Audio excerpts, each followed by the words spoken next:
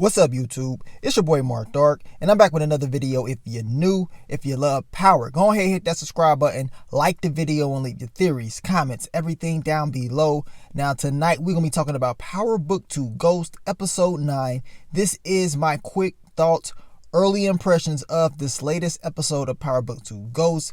And man, what an explosive episode. A lot of different things happened. A lot of secrets in this episode started to come out, and we saw that, and I can't wait to see how it all ends in episode 10. So this is just my quick thoughts. I will be doing the full recap for you guys later on throughout the day, so be checking out for that video. And also I will be doing my Raising Kanan, Power Book 3 Raising Kanan, my thoughts on that little promo that they dropped as well very, very soon. But as far as Power Book 2 Ghost Episode 9, titled Monster, let's just talk about it, man, because everybody was believing that your boy Tommy Egan was going to return. Now, that did not happen, but it opens up another way for him to come back, and I still do believe he will come back. And the clue is Rico is looking for a new distro.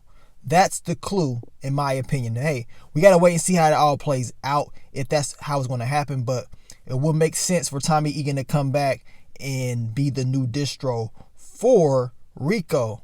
We just got to see how they're going to develop that storyline. But as far as what happened in this episode, is titled Monster. I know it was early questions. Everybody was wondering, was this episode supposed to be titled New York? It's been a minute. Well, I'm going to tell you right now, episode 9, in my opinion, was never titled New York. It's been a minute.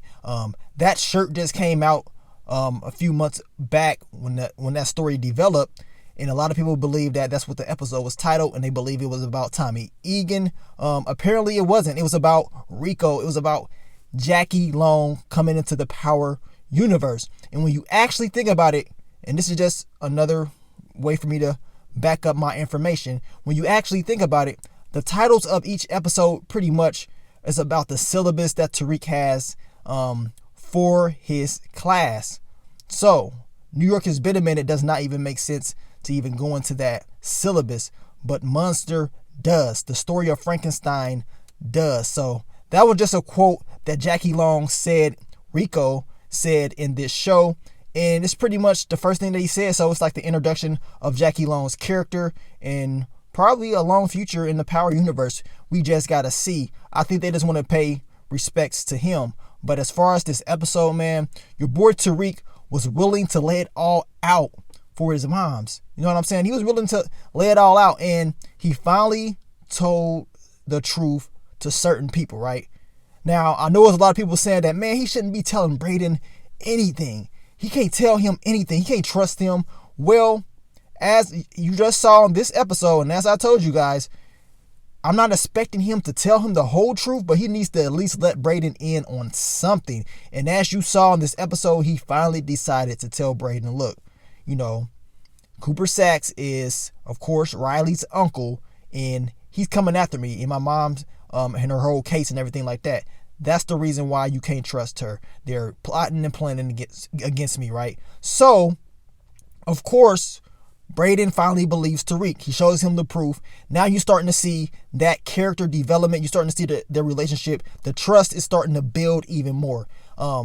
He needs to continue to build this relationship with Brayden, because Brayden will be there to protect and, of course, watch out for Tariq. So I know it's hard for Tariq to tell the truth, but in this episode, he told the truth. He told Tamika at the end of the episode, yes, he killed his father. You know what I'm saying? He actually told her he had to do it because he was the monster or whatever.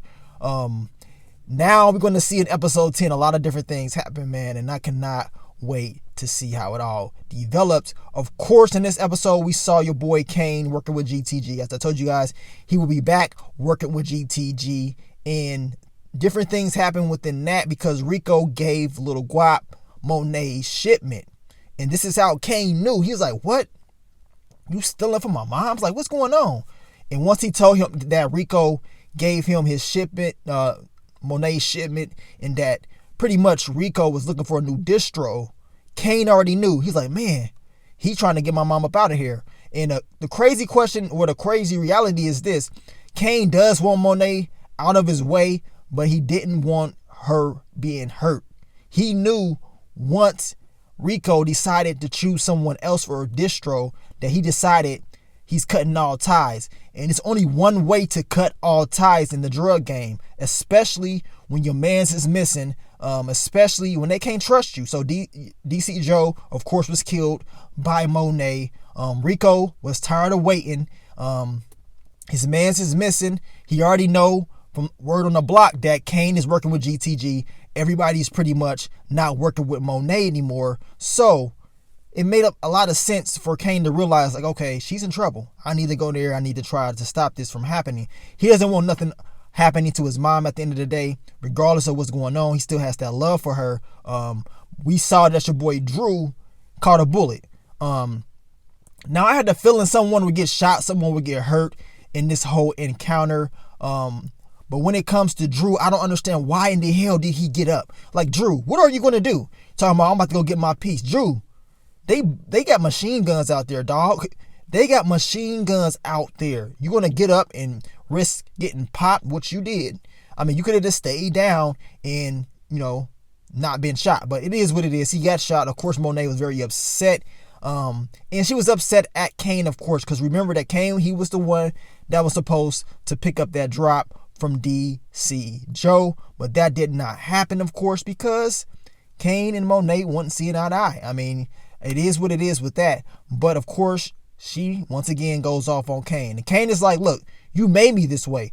And that's what this episode was about. This is the reason why I know episode 9 was never supposed to be titled New York Has Been a Minute.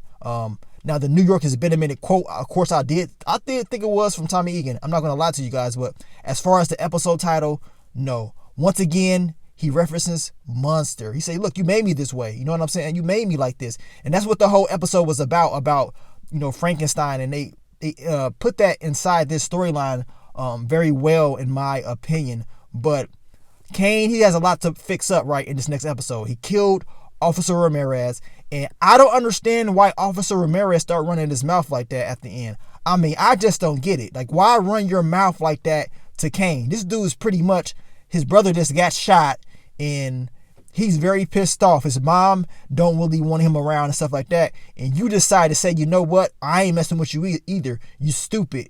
I mean, okay, well, since you're going to run your mouth, then you're going to have to catch a bullet, and his life is gone. Officer Ramirez wasn't nothing but a pawn, but at the same time, he was used to get intel on what's going on the inside. So, like Courtney Kim said at the end of the episode, he pretty much killed the person that could protect him the most, because he had a lot of intel, especially when it came to law enforcement and what they was trying to do to his family and Lorenzo. I mean, Officer Ramirez had a whole lot of intel, and now he is gone. So, of course, Monet in the next episode, she's going to be very pissed off. But man, I'm telling you, man, your boy Tariq, he let, of course, Epiphany leave. Now, I knew they weren't going to let Tariq kill her. They keep building up like he's about to catch another body, but it's all just a build up.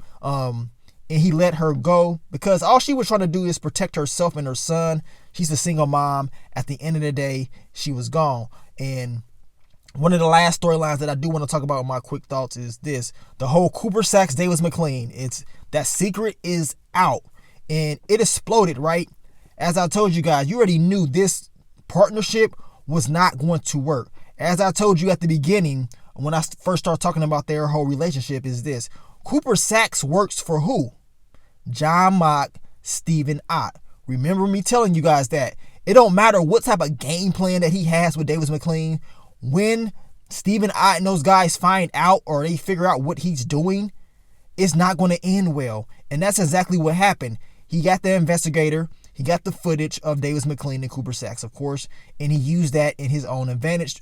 That made Cooper Saxe say, you know what? I can't fool with you anymore. So now we got Cooper Saxe going at Davis McLean. Davis McLean getting caught up with lies with Paula Matarazzo. And Paula, she really, she stepped up as far as saying, you know what? One lie, two lies is enough for me. She decided to help Tasha, and her taking this information to Tasha and then going back and talking to Tariq, it helped a lot, because now you don't have Epiphany testifying in court. That helps out Tasha as far as helping Tariq out in the long run. But we know in episode 10, you already know what it's going to be. We got Tariq going to the stand. And what will he say? He said he's willing to tell the truth, to confess. Will that actually happen? I don't know, man. I think the episode is titled Heart of Darkness. So we're going to see if this actually is going to go down like this. But as far as the episode, I think it was a very good episode because a lot of the truths, all those secrets to start to be exposed in this episode, and it opens up new storylines. You can already see the new storylines is to come for season 2. But as far as Tommy Egan returning, I do think he's coming back. I know there's a lot of people out there saying there's no way he's coming back. But we gonna see, man. If he doesn't come back, so be it. Like I told you guys, I don't get it right all the time, but I do see that connection with the new distro, with your boy Rico looking for a new distro. It's the one distro that's been dominating for years, right? And that's Tommy Egan. And I always said that Tommy Egan is definitely going to have to come back to New York and clear his name. He has to talk, because if Tasha is saying that he killed Ghost and all this and that, well, he needs to come talk. It all depends also if Tariq confesses before that. Now, if Tariq comes in and says, you know what, I confess I did this, well, I guess they won't really need Tommy Egan, right? But we got to see how it all plays out. I got a feeling it's going to be an explosive season finale. I cannot wait. But once again, this is just my quick thoughts, early impressions. I thought it was a very good episode, explosive. And also, Professor Milgram, that girl's stupid, man. That girl is stupid, opening up her mouth entirely too much. Zeke, opening up his mouth entirely too much. Jay Kelly, back on it once again. I mean, it just doesn't end with those guys. But overall, man, this was a very, very good episode. I cannot wait for episode 10. You guys let me know, what are your quick thoughts, early impressions of this episode? Leave your comments, and I will be dropping that full recap later on for you guys, as well as my Power Book 3 Raising Kanan, the teaser promo. I will be giving you guys my thoughts on that very, very soon, so stay tuned. But let me get on out of here, man. It's your boy Mark Dark. I'm out. Peace.